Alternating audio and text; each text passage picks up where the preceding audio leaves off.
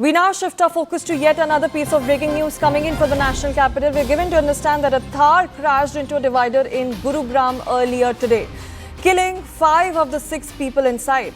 Now, another person was injured in the accident. This incident, we're given to understand, took place when this overspeeding car lost control and rammed into the exit divider near Jharsa flyover on the Gurugram-Delhi-Jaipur highway at around 4:30 a.m.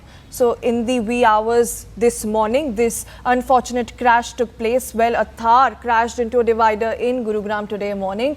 And CNN News 18's Anshul Singh joins me on this broadcast. Anshul, a very good morning to you. What is it that you're picking up? So yes, this very tragic incident happened at 4:30 a.m. this morning. The Thar that collided with the divider, and eventually 5 people who were inside the car have died on the spot, whereas one other person is injured, is what we are being told. And according to the Gurugram police, the Thar vehicle lost its control due to overspeeding and then eventually collided with this exit divider on the Jharsa flyover in Gurugram. So definitely this morning a very tragic incident happening yet again in Gurugram, where this incident has happened due to overspeeding that was being done and laxity being shown while driving, and that became the eventual reason due to which the Thar overturned and eventually all these people had to lose their lives. Also, Anshul, is there any update on the lone survivor? What is his condition right now? Has he been hospitalized? What is really going on?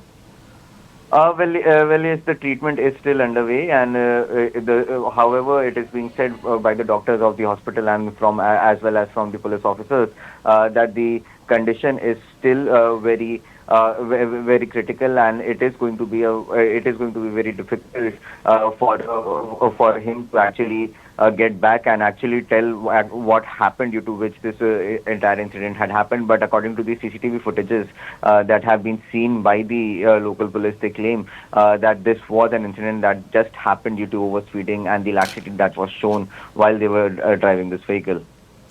Anshul, was there any indication of, perhaps drunk driving or reckless behavior?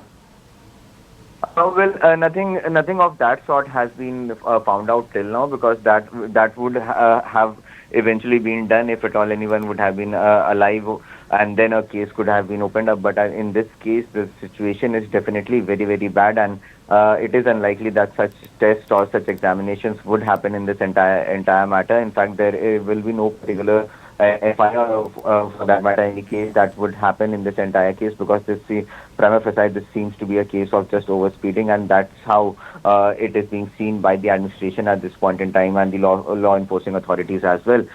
So definitely this entire question of if there was any alcohol or drunk driving, that is something that I don't think we would get to know, because there will be no particular investigation in this entire angle on this accident. All right, Anshul, thank you so much for your inputs this morning.